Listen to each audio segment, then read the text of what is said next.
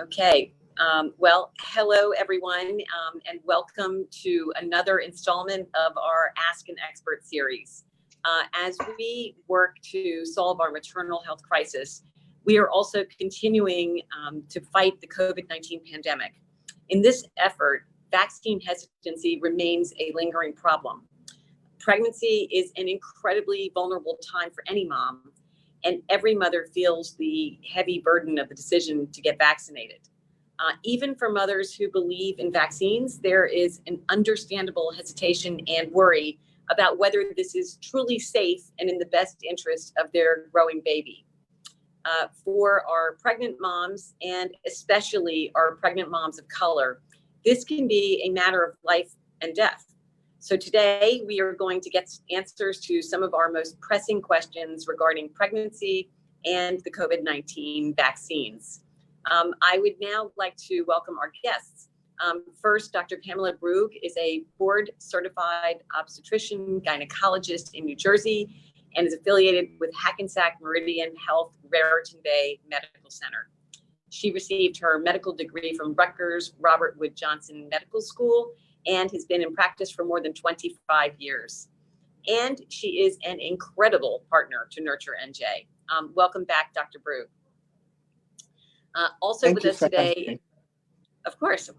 Also with us today is Paola Escobar, a certified nurse midwife, currently licensed by the Board of Medical Examiners and certified as an advanced practice nurse with prescriptive authority.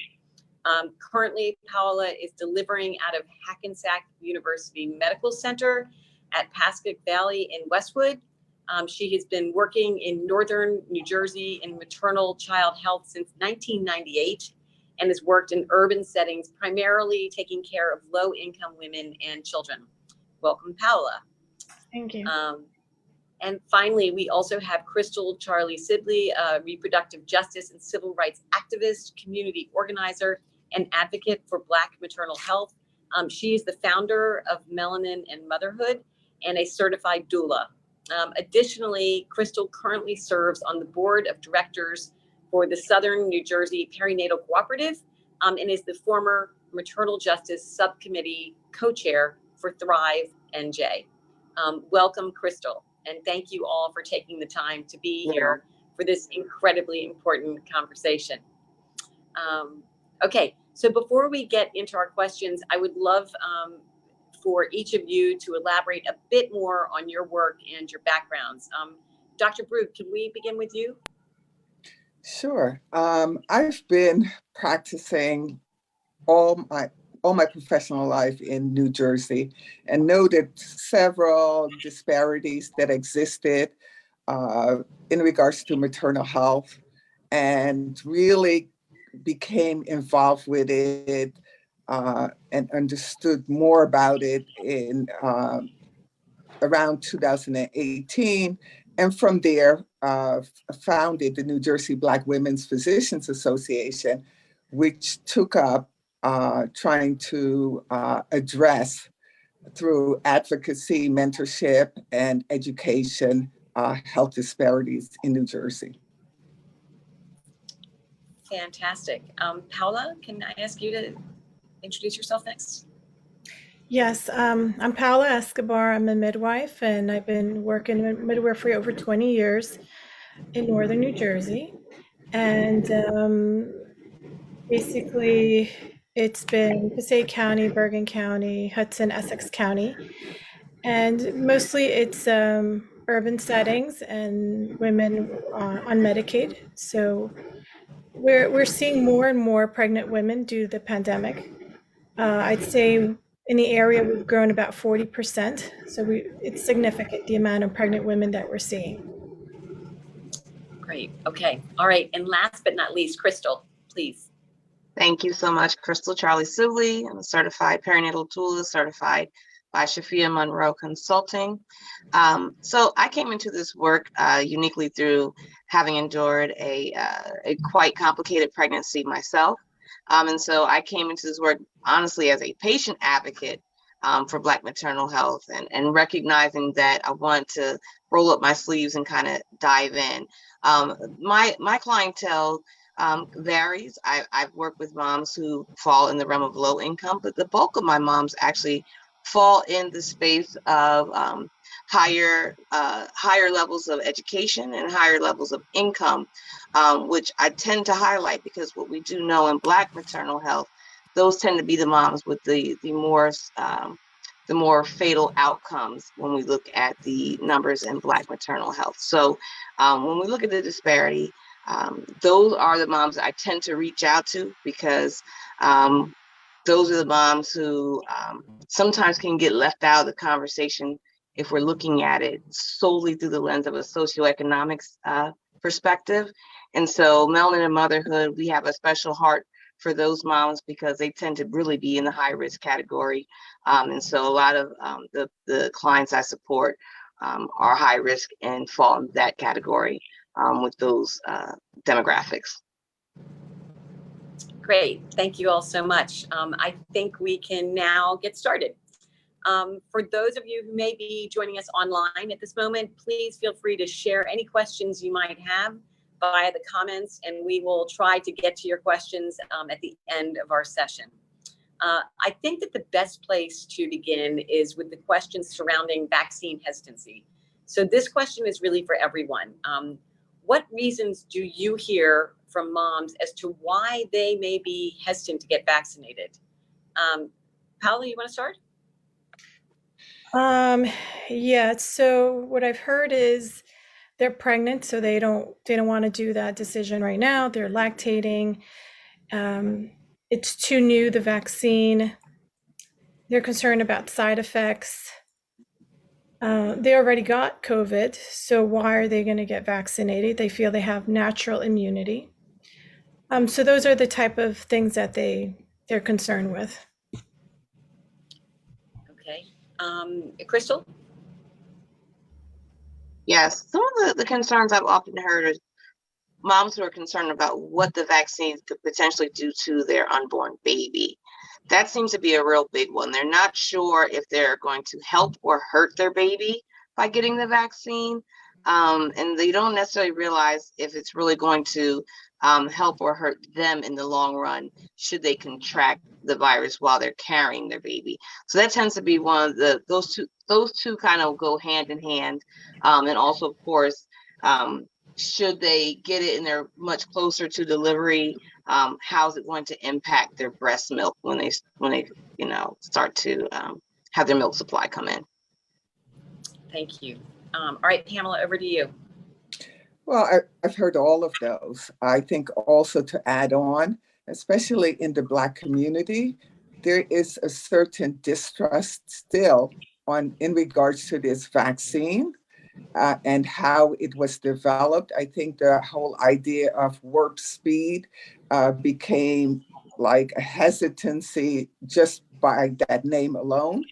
And so we're still educating about how the safety factors that were developed for vaccines in general, but specifically in regards to the COVID vaccine.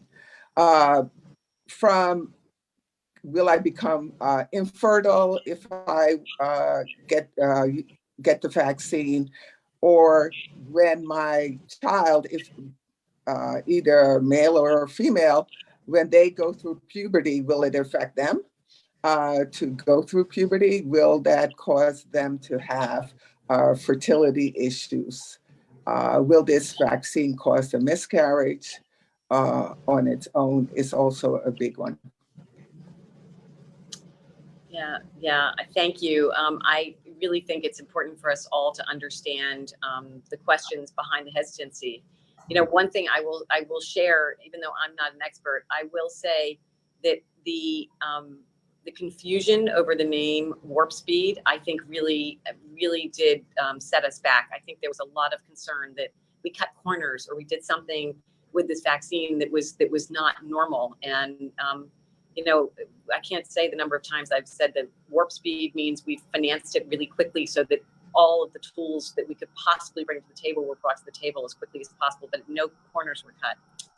Anyway, our next question has a few parts and is really for Dr. Brug. Is the vaccine safe for pregnant women and their babies? And are there possible side effects for the baby? And what side effects might a pregnant person experience herself? Dr. Brug?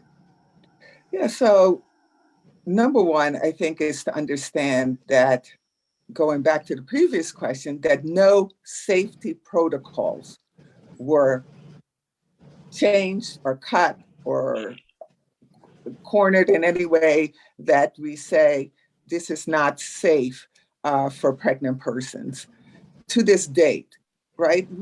In medicine, unfortunately, we have to weigh the risk versus benefits. And in 2022, the benefits way outweigh the risk. There are some unanswered questions, but we will say that the vaccine is safe during any trimester. So from the first trimester to the second or the third trimester.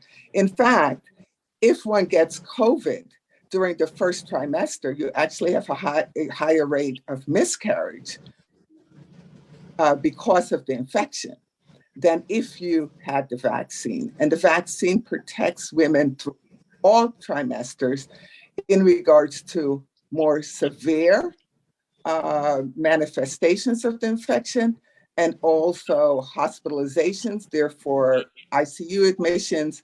And unfortunately, we have had, even in the state of New Jersey, pregnant persons die from COVID infections and their manifestations. So I think it's really important for a pregnant person to please get the information, speak to their physicians or their midwives in regards to the vaccine itself. But it is recommended for all trimesters to get vaccinated. Great. Thank you, Pamela.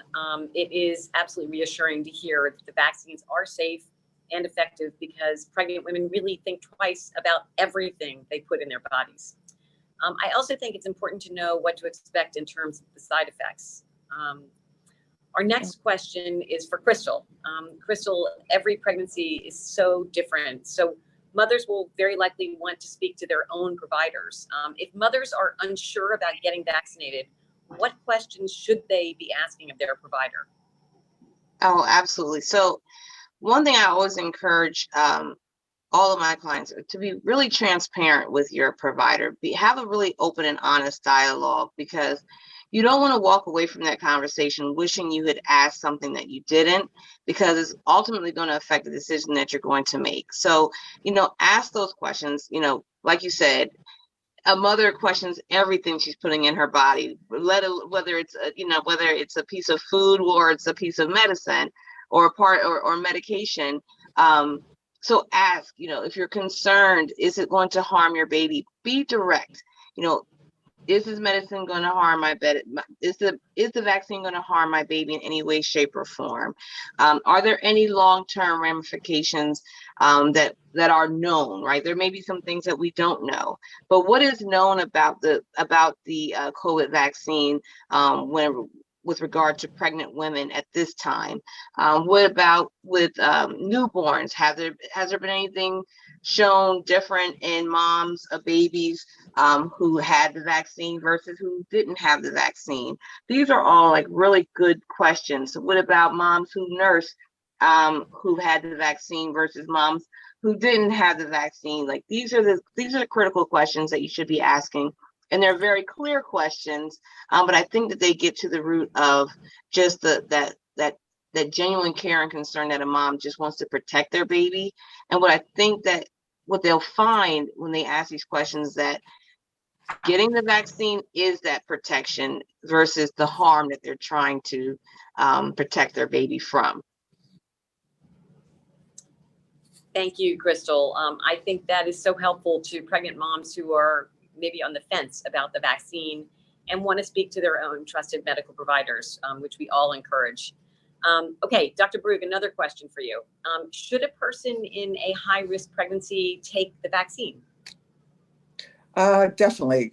One of the things that a pregnant person is no different than a non-pregnant person in regards to underlying comorbidities, right, which increase your risk for not only getting the infection, but actually having severe complications.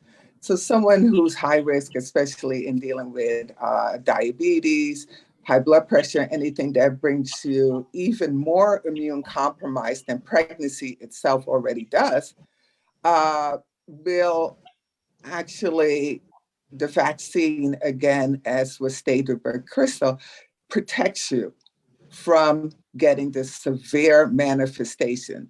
Yes, we've seen that people, including pregnant persons, will get the COVID infection, but the key is that you do not get the severe complications of the infection that will end you up in the hospital. And so that is very important for high risk pregnant persons to actually get vaccinated. And like anyone else, the side effects from the vaccine are the same as if you were not pregnant versus if you are pregnant. The same fever, chills, muscle aches, pain in the area for the injection are some of the most common ones. But it also protects the newborn from the infection. So we know that there's passive immunity that's passed on if the pregnant person is vaccinated, and that includes, in the early part of the newborn's age. So it's, for all those reasons, it's important. Thank you. That is really helpful. Thanks, Pamela. And we have a really important follow-up question for Paola. Paola, what are the risks of not getting vaccinated when pregnant for both mom and baby? Just like Dr. Pamela Brug had mentioned, basically, if you have some immunity or if you get vaccinated, what you're trying to prevent is to get a severe COVID infection. Especially in a minority population where you already have comorbidities, that makes you even at higher risk of getting a worst case scenario, getting hospitalized, being in ICU. And unfortunately, people have died due to severe COVID-19. And as far as the newborn, you're giving the newborn an extra immunity, passive immunity, through breastfeeding. So even if you don't breastfeed, having your baby inside you, you're giving your baby immunity that way as well. Can I add something to that also? Sure. Please, please. I think it's also important to understand, yeah, we have a high rate of miscarriage, but you also have a high rate of preterm deliveries, right? We already have in this state a problem in regards to preterm deliveries, especially amongst Black pregnant persons, but we are increasing this rate when one is infected with COVID. It looks like the rate goes from 10 point something to 13, and we're all still mulling over the data, but we're increasing the rate. And if a Black person's rate is much higher for all different types of reasons, when one is infected, you multiply, you increase that rate even more. But there's also risk of what we call clotting. Blood clot effects when you have a COVID infection. So, those are some of the things that one has to remember that can happen if you get an infection. And a young person who is not is pregnant versus one that's not pregnant, you have a more increased risk of unfortunately dying from COVID than if you were not pregnant. And so that's why we're trying to get the information out that pregnant persons should discuss with the providers and make an informed decision in regards to themselves and their pregnancy.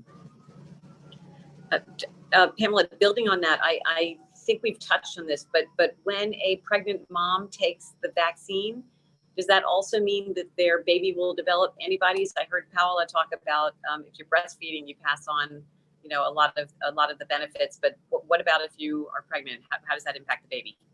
Yeah, it also, you get passive immunity. You build up the antibodies. Those antibodies are passed through the fetus, and then you know, as a newborn, the newborn then has those that protection on its own.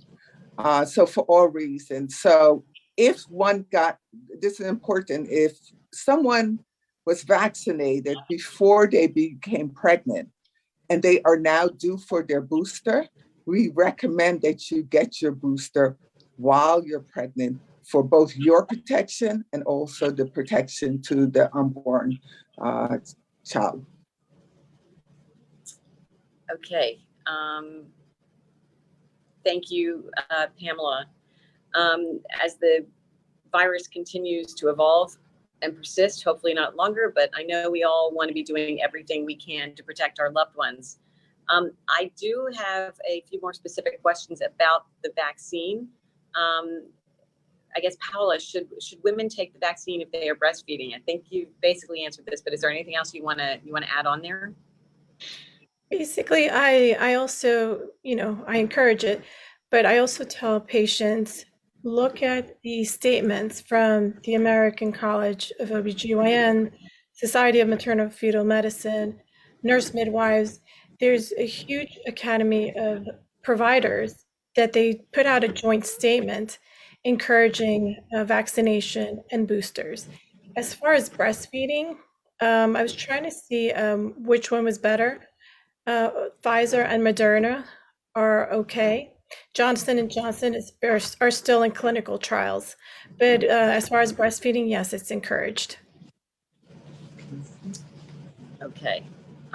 Thank you. Thank you, Paola. I know moms everywhere really want to know that questions and anxiety over how best to keep our children healthy don't end at delivery.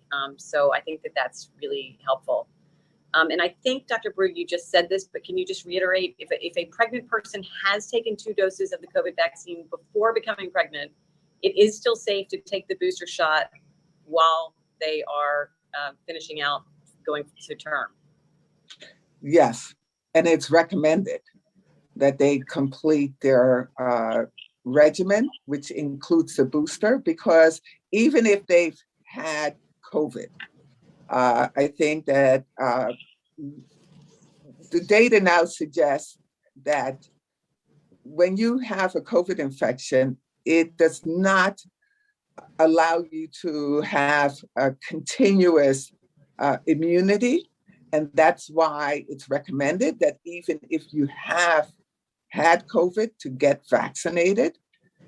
And so therefore, and even with the vaccine, this is why we're getting boosters, it lasts for an X amount of time period, right?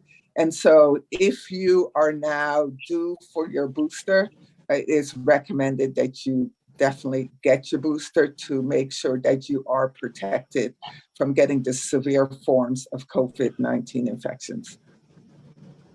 Great. Thank you, Dr. Brug. I am sure that many of our newly pregnant moms have been wondering when to get a booster. So I think that that's really helpful to clarify. Okay, let's return for a moment to how we can best serve our pregnant moms, answer their questions, and ease their hesitation.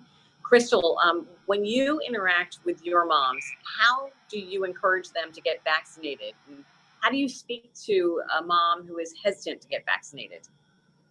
So, you know, the first thing I try to do is I want them to feel empowered in the process. I want them to feel empowered in the decision making about, you know, coming to this, whether or not they're going to get vaccinated. But I want them to recognize that the benefits definitely, you know, should outweigh their concerns in the long run, but that has to come from an informed standpoint, right? And so what I try to always do is lead that conversation with evidence-based information around, you know, the vaccine itself. So whether it's, information I can provide them about how the vaccine was developed, how does the vaccine impact or not impact their babies negatively or positively. I want them to have the best information that is going to hopefully lead them in the direction that's going to encourage them to get vaccinated. But at the end of the day, I recognize that it has to be from an informed standpoint. And what is out there, or what usually is, the thing that comes between that is misinformation, right? And that is what really kind of stands in between. And we definitely cannot, dismiss, or I don't even want to use the term dismiss, but, mitigate how much the distrust does come into play, right? Because even with the information about how, the benefits, of the vaccine are, when you look at the mistrust of the medical community towards the Black community, right? That's a whole separate conversation outside of just the factual stuff about the vaccine. And so you have to also handle that conversation delicately, but you have to do it candidly. And you have to make sure that you're acknowledging that the things that existed in the past that created this mistrust existed, right? And you want to be assured that those things are not what are in play today. But I think that some places and in some spaces, it gets mulled over and people don't want to acknowledge that did happen, or that space did exist, and we're not there, let's just move on. And when you don't want to acknowledge that, it makes all the other information, all the other facts not important. And that creates a barrier to getting moms to the actual, when we had them, mega site to get them vaccinated, right? So I think it has to be a delicate and candid conversation that takes into account everybody's perspective and their feelings and their history and their experiences with medical providers, right? And all those things are important. They're all part of the conversation. And when you put them all together, it creates a space where someone is now informed and they can make the best decision. But I certainly do encourage it, because what I do know is that in the long run, you're safer with it than without it. But I never want to discredit any of those other concerns. So it's a matter of, being compassionate and empathetic, while also making sure that you're providing, factual based information that will hopefully lead to a vaccinated mom. So we have a protected mom, because in New Jersey, we definitely need moms to be as safe as possible in birthing spaces. That's for sure. Thank you, Crystal. Very sound advice. We all want to do our best to ensure these conversations are helpful rather than harmful and judgmental, for sure. My final question today is for all of you. When you made the personal decision to get vaccinated, what was the factor that convinced you yourself that it was the best decision? Crystal, why don't we start with you? Well, for me, I was vaccinated pretty early. I got my first dose in January of 2021. So I will not say I wasn't nervous. I was nervous. I did have the fears about, historical harms. I had to take all those things into account. I was that person. But I also have a small daughter at home who is in the age group right now that still can't be vaccinated. And so just like the pregnant mom, I had to think about, how do I best protect her? And one of the ways I knew I could best protect her was to be informed, learn what I needed to learn. What was important to me was credible messengers, right? So getting some credible messengers to help me understand the things I may not have understood from a clinical or a scientific standpoint, and then taking the vaccine so that it gave me another shield to protect my daughter. And so while I wasn't carrying her as I did when she was in my belly, of course, as you said, First Lady Murphy, that never ends, even when they're outside, the need to want to protect them. And so for me, it was a matter of, how do I best protect her? And the first line defense for us as parents at the time, where I can get vaccinated, and that's how I can try to keep it out of our household. And so I had to do my research.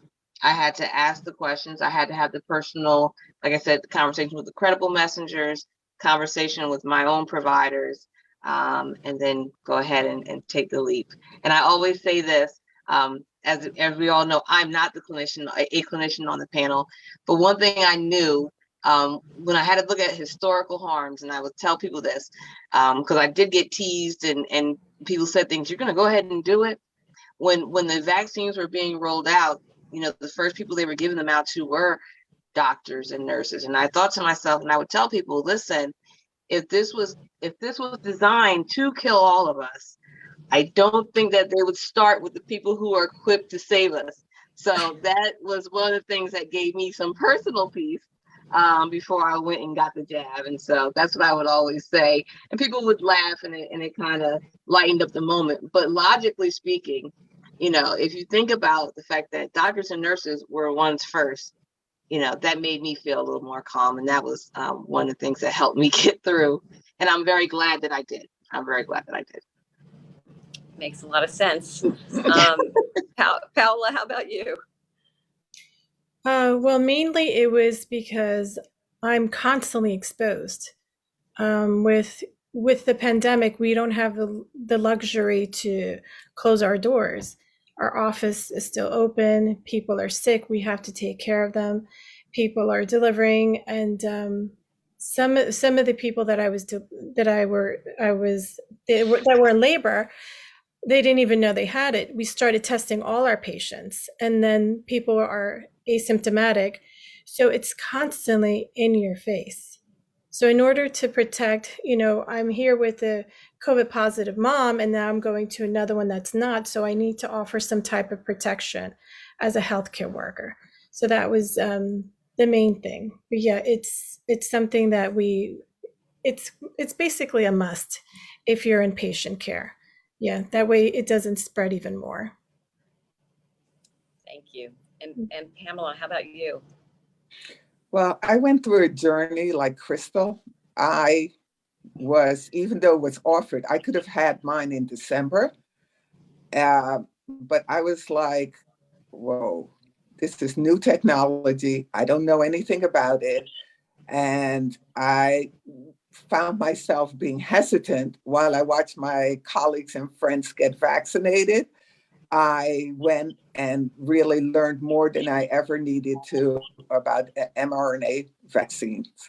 And it also stemmed from that as the medical person in my family, I had family and friends that were looking to me to provide them the answers about this vaccine. So before I went through, I wanted to make sure I was making the right decision for myself, but also for my family and friends.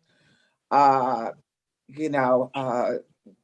this was the choice that I should make, and therefore would recommend it to them. But I too, like Crystal, was like, especially when they open up to the general public, I used to say, look at who's lining up in Newark.